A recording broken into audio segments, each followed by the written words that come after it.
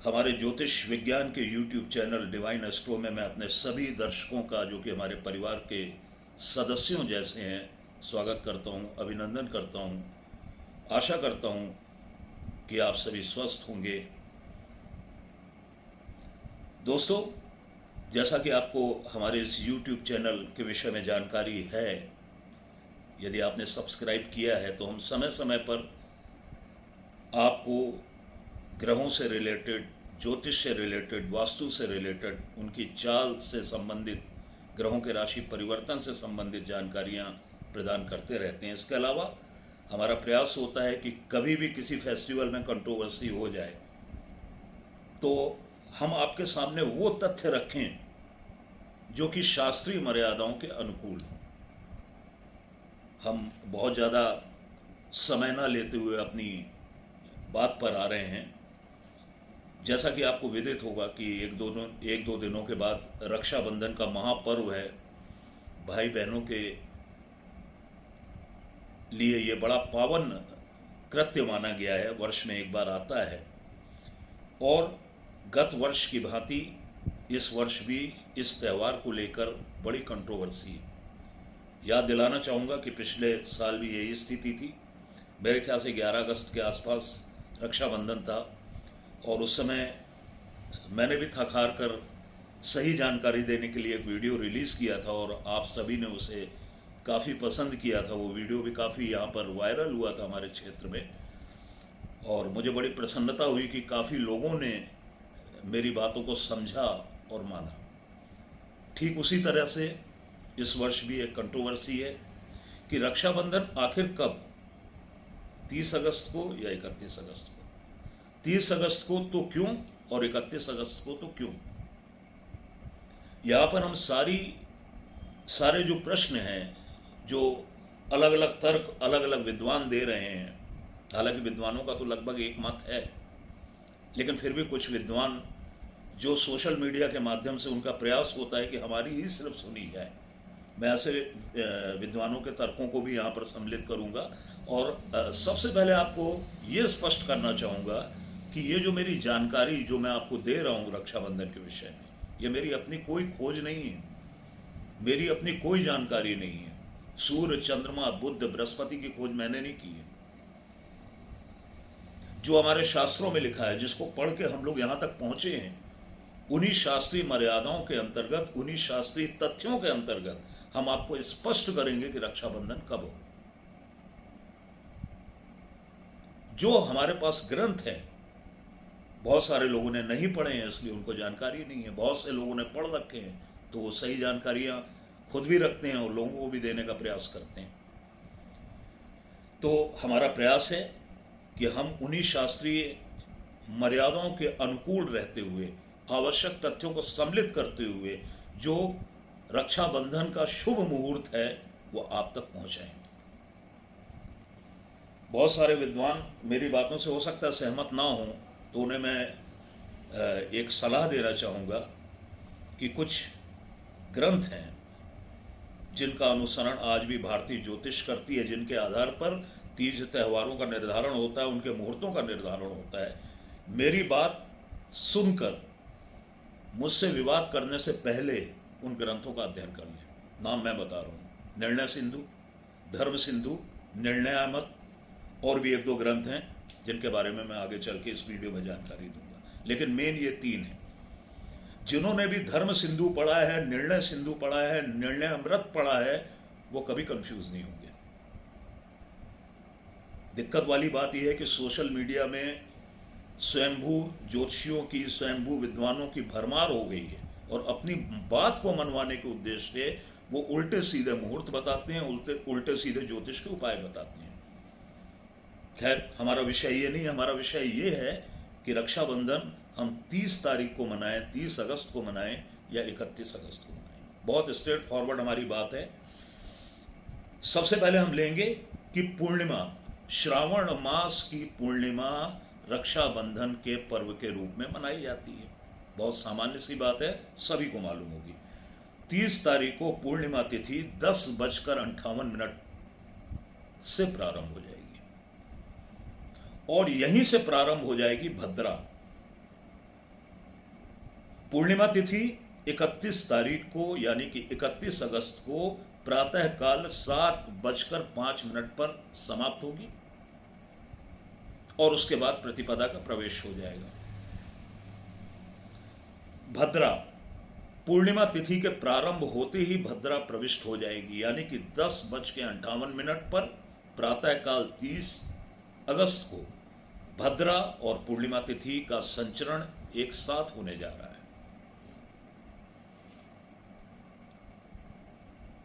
भद्रा 30 तारीख को रात में 9:03 पर समाप्त होगी। अब यहां पर पूरी कंट्रोवर्सी हो रही है। सबसे पहले हमारे जो शास्त्र कहते हैं, हमारी जो शास्त्रीय मान्यताएं हैं, उनके अनुसार मैं आपको यह स्पष्ट करना चाह रहा हूं कि रक्षाबंधन कब मनाया जाना उचित होगा। इसके बाद हम कुछ प्रश्नों को लेंगे। सबसे पहले जो हमारी शास्त्रीय मान्यताएं हैं, तो उनके अंतर्गत पूर्णिमा तिथि 10:58 प्रातःकाल से प्रारंभ हो रही है। रक्षाबंधन के लिए निर्देश है हमारे शास्त्रों में कि पूर्णिमा तिथि के अपराह्न काल में, पूर्णिमा तिथि के अपराह्न काल में रक्षाबंधन का पर्व संपन्न किया जाना चाहिए। अब आप पूछेंगे अपराह्न काल क्या होता है, तो एक दिन के 5 भाग करें और जो चौथा भाग होता है उसे हम कहते हैं अपराह्न काल। लगभग 3 बजे से लेकर 4 साढ़े 4 बजे तक का समय जो होता है, मैं बहुत मोटे तौर पे बता रहा हूं, यह अपराह्न काल होता है। लेकिन यहां पर दिक्कत यह है, अपराह्न काल जो है वो भद्रा से युक्त है। इसके बाद शास्त्रीय मान्यताओं के अनुसार पूर्णिमा के प्रदोष काल में रक्षाबंधन का पर्व निष्पादित किया जाना चाहिए। लेकिन वही स्थिति यहां पर है, प्रदोष काल में भी लगभग समूचे देश में भद्रा का साया होगा, क्योंकि भद्रा रात में 9:03 पर समाप्त हो रही है। तो इस प्रकार से हमारे लिए शुद्ध समय क्या बचा? शुद्ध समय हमारे लिए बचा रात में 9:03 के बाद, निशीत काल जो लगभग 12 साढ़े 12 बजे होता है उसके पहले, क्योंकि निशीत काल में भी रक्षाबंधन का पर्व नहीं संपन्न किया जाता है। अब आते हैं हम दूसरे दिन के ऊपर। सारी कंट्रोवर्सी 31 तारीख को लेकर है। 31 अगस्त के लिए यह कहा जा रहा है कि जो पूर्णिमा है वो 7:05 तक है, यानी कि उदयकालीन तिथि है। उदयकालीन तिथि होने के कारण, चूंकि सूर्योदय के समय पूर्णिमा तिथि व्याप्त रहेगी, इसलिए कई विद्वान, ज्योतिष के विद्वान और जनमानस में यह प्रचलित है कि जो तिथि उदया होती है वो पूरे दिन व्याप्त होती है। तो ऐसी तिथियों को पूरे दिन ग्रहण किया जा सकता है। इसलिए रक्षाबंधन का दिन 31 अगस्त को मनाया जाना उचित होगा, क्योंकि उदया तिथि के रूप में पूर्णिमा संपूर्ण दिन व्याप्त रहेगी। एक मत यह भी है कि 7:05 के पहले पहले प्रातःकाल रक्षाबंधन का पर्व 31 तारीख को मनाया जाना चाहिए।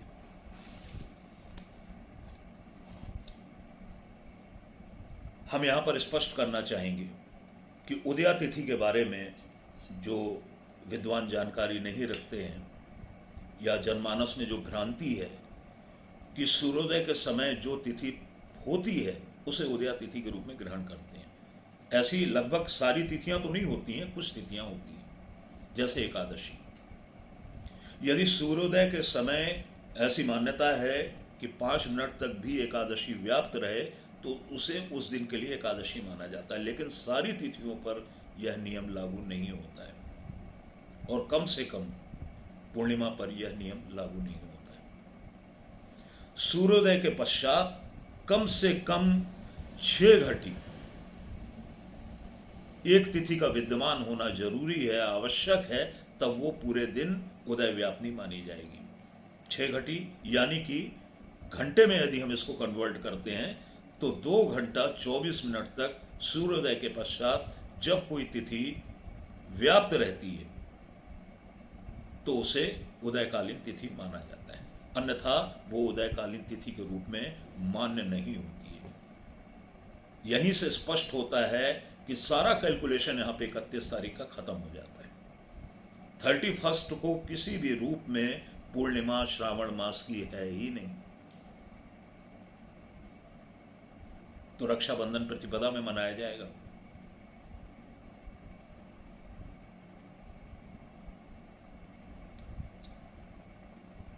अब यहां पर हम एक उदाहरण दे रहे हैं जो हमारे रीवा नगर का सूर्योदय है। एक एग्जाम्पल दे रहे हैं, आप अपने अपने नगर का भी सूर्योदय इसमें काउंट कर सकते हैं। काफी पहले होता है हमारे यहाँ का सूर्योदय रीवा का। 31 तारीख को 5:45 प्रातः पर रीवा नगर का सूर्योदय होगा और पूर्णिमा तिथि 7:05 तक व्याप्त रहेगी। और ये जो टाइमिंग होगी सूर्योदय से लेकर पूर्णिमा तिथि के व्याप्त होने की, वो कुल 1 घंटा 20 मिनट होगी, यानी कि 6 घटी से कम होगी। 4, 3.5 या 4 घटी तक व्याप्त है, क्योंकि मैं बता चुका हूं 6 घटी यानी 2 घंटा 24 मिनट। इतना तिथि का संचरण करना उदयकालीन तिथि के लिए अत्यावश्यक होता है, तभी वो पूरे दिन के लिए मान्य होती है, अदरवाइज नहीं होती है। यहां पर एक बात तो स्पष्ट हो गई कि 31 तारीख को किसी भी रूप में रक्षाबंधन का पर्व निष्पादित नहीं किया जाना चाहिए, क्योंकि उस दिन पूर्णिमा है ही नहीं।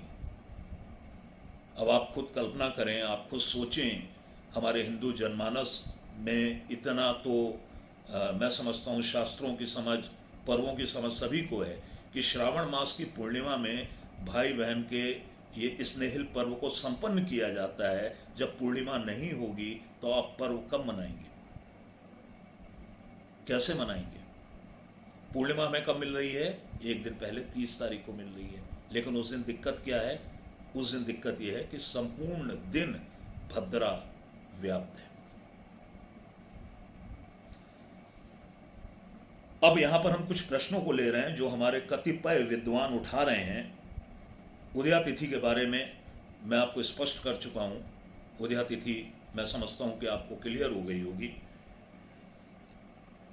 कई लोग, कई ज्योतिष के विद्वान, उनका यह कहना है कि भद्रा पूरे दिन व्याप्त है 30 तारीख को, लेकिन भद्रा में भद्रा के मुख का त्याग करके भद्रा पक्ष में रक्षाबंधन का पर्व मनाया जा सकता है, जो कि मेरे ख्याल से शाम को 5:30 से लेकर 6-7 बजे तक चल पड़ेगा।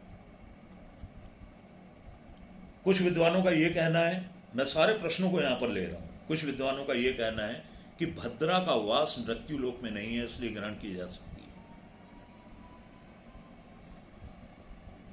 तो यहां पर मैं निर्णय सिंधु से जो मैंने समझा है और पढ़ा है उसकी सम्मति लूंगा। भद्रा को लेकर कृपया हाहाकार ना मचाएं। श्रावण मास की पूर्णिमा यानी कि रक्षाबंधन और फाल्गुन मास की पूर्णिमा यानी कि होलिका दहन, इसमें भद्रा को अवॉइड करने के शास्त्रीय विधान हैं। शास्त्र कहते हैं कि रक्षाबंधन यदि आपने भद्रा काल में संपन्न किया तो राजा का नाश होता है। अब आपका परिवार है, आपके परिवार का राजा कौन है? आपके परिवार का राजा आपका मुखिया है, परिवार का मुखिया है, परिवार का बड़ा व्यक्ति है। यहां पे मुहूर्तों की आवश्यकता क्यों पड़ती है? हम आपको डरा नहीं रहे हैं, एक उदाहरण के द्वारा स्पष्ट कर रहे हैं।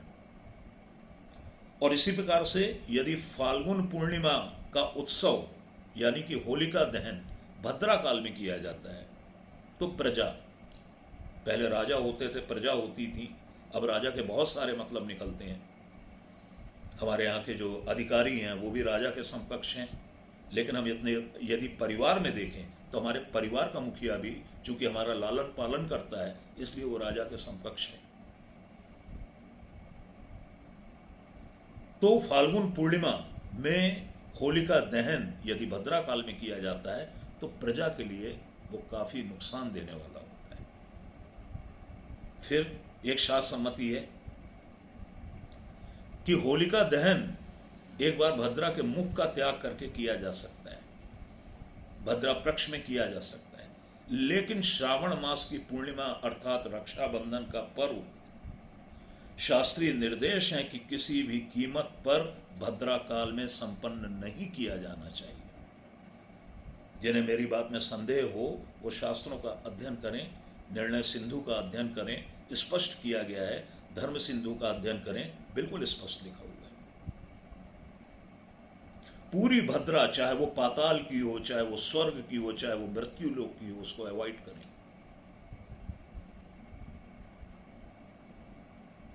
संपूर्ण भद्रा का त्याग करना ही उचित माना गया है। अति आवश्यकता में भी भद्रा पक्ष को ग्रहण न करें। तो इसलिए भद्रा रात्रि 9:03 पर 30 अगस्त को समाप्त हो रही है। 30 अगस्त को रक्षाबंधन का शुभ मुहूर्त जो बनेगा वो रात्रि 9:03 के बाद से बनेगा।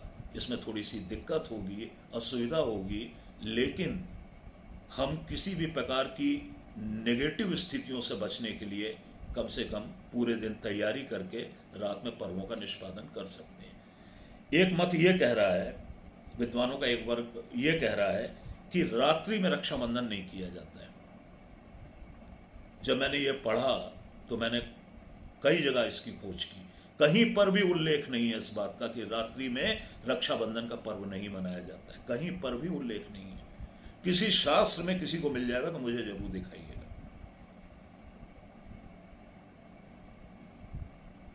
कुछ ग्रंथों का मैं हवाला देना चाहूंगा जिसमें स्पष्ट निर्देश है कि अति आवश्यकता में आप रात्रि में भी रक्षाबंधन का पर्व मना सकते हैं। निर्णय अमृत में सीधा सीधा निर्देश है। श्लोक है, तत् भद्रा सत्वे तु रात्रावपि तवंते कुर्यात्। रात्रि में रक्षाबंधन का पर्व मनाने में किसी भी प्रकार की कोई समस्या नहीं।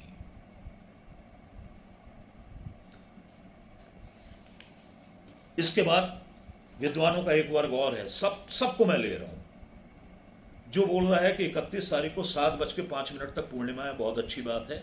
बोले 7:05 के पहले पहले आप रक्षाबंधन का उत्सव मना लें, पर्व मना लें, रक्षाबंधन कर लें। अब मैं एक प्रश्न उनसे ये पूछना चाहता हूं और आपको भी जानकारी देना चाहता हूं कि अभी जैसा कि हमने बताया कि उदया तिथि की मान्यता तब होती है जब वो सूर्यास्त से लगभग 6 घटी तक व्याप्त होती है। इसको हम कई जगह पे ये भी कहा जाता है कि तिथि को त्रिमुहूर्तीय व्याप्त होना आवश्यक होता है। जब वो 3 मुहूर्त या 6 घटी तक नहीं है, सूर्योदय के बाद वो 6 घटी तक संपूर्ण रूप से व्याप्त नहीं है, यानी कि उसकी पूरे दिन किसी भी प्रकार की कोई मान्यता नहीं है, तो फिर 7:05 के पहले रक्षाबंधन पर्व को मनाने का औचित्य क्या है? तिथि ही नहीं है।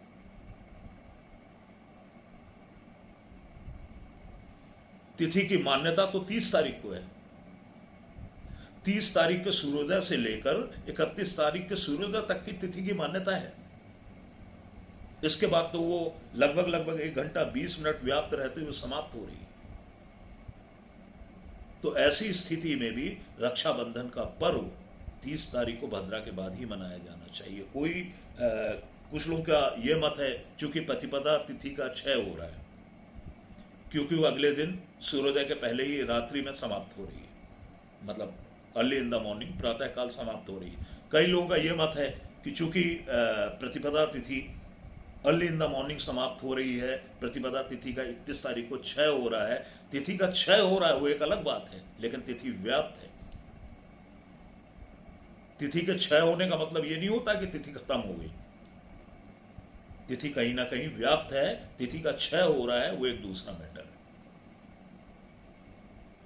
तो इस प्रकार से जो रक्षाबंधन के शास्त्र सम्मत मुहूर्त हैं वो 30 अगस्त को ही हैं, रात्रि 9:03 के बाद से लेकर महानिशीत काल यानी कि 12:20 के पहले पहले रक्षाबंधन के पर्व को संपन्न कर लेना चाहिए। ये जो हम आपको मुहूर्त दे रहे हैं ये पूरे तरीके से शास्त्र सम्मत है, शास्त्रीय मान्यताओं पर आधारित हैं, इसमें हमारा कोई रोल नहीं है।